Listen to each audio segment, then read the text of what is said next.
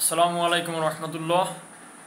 Topics দেখতেছেন যে শেয়ারটির বিশ্লেষণে আপনারাও অবাক হবেন যে একটি শেয়ারের বিশ্লেষণ এবং লং টাইম বিশ্লেষণ প্রায় 6 বছরের বিশ্লেষণ আমি দিব।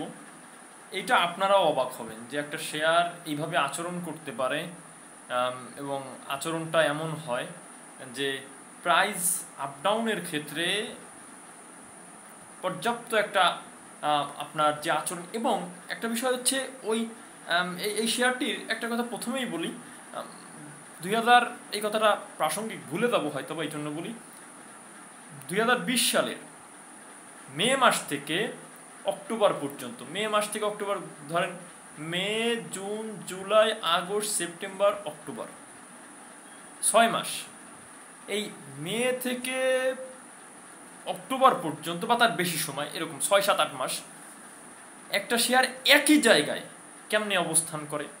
ধরলাম তখন শেয়ারটার প্রাইস ছিল 106 টাকা 20-30 পয়সা এবং এই লম্বা সময়ে 8 মাসে মাত্র 70 থেকে 80 পয়সা আপ ডাউন করছে।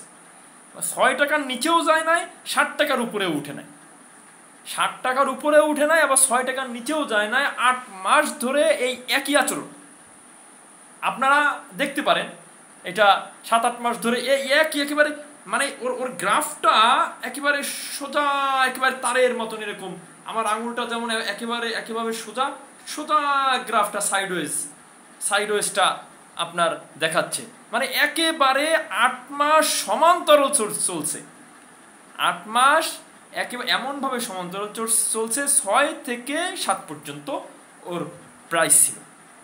এরপরে 2000, আমি শেয়ারটার নাম বলি নাই, এই শেয়ারটা যদি আমি বিশ্লেষণ দিয়েছিলাম, আমি 6 বছরের একটা বিশ্লেষণ আমি আপনাদের সামনে আবার করতেছি, জানো আমার মতন আপনাদেরও বুঝতে সুবিধা হয় এবং আস্থার জায়গাটা বৃদ্ধি পায় এবং আপনারাও যে বুঝতে পারেন যে আচরণটাকে। এটা অ্যাপেক্স ট্যানারির কথা বলতেছি, যে মে মাস থেকে অক্টোবর পর্যন্ত একই জায়গায় 6 থেকে 7।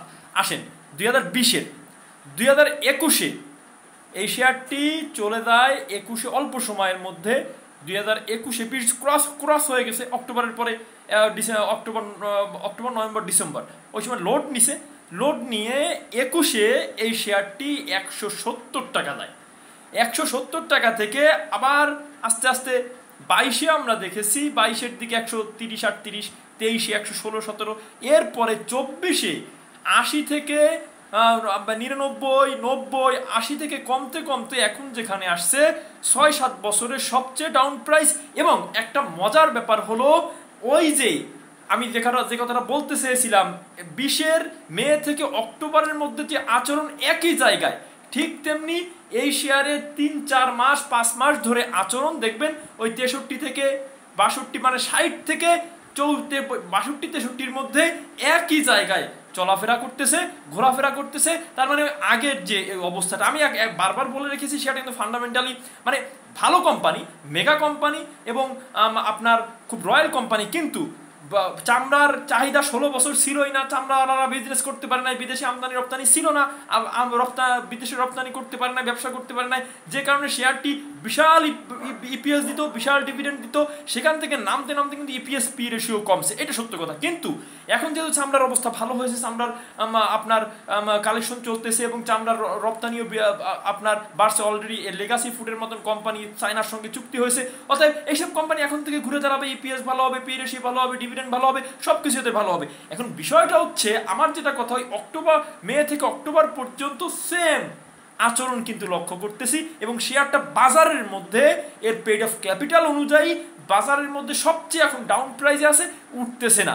মার্কেট উঠলেও এই জন্যই আমি বলতেছি, আপনাদের মতো আমার মতন আপনারাও বুঝতে সুবিধা হবে, আপনারাও আস্থার জায়গাটা। আমাকে একজন ফোন দিয়েছিল, ভাই আমি এই শেয়ারটা নিতে যাচ্ছি, আমি শেয়ারটা দেখছি, সবকিছু ভালো লাগছে। আমি বলছি, ভাই এইটা সম্পূর্ণ আপনার ব্যক্তিগত ব্যাপার।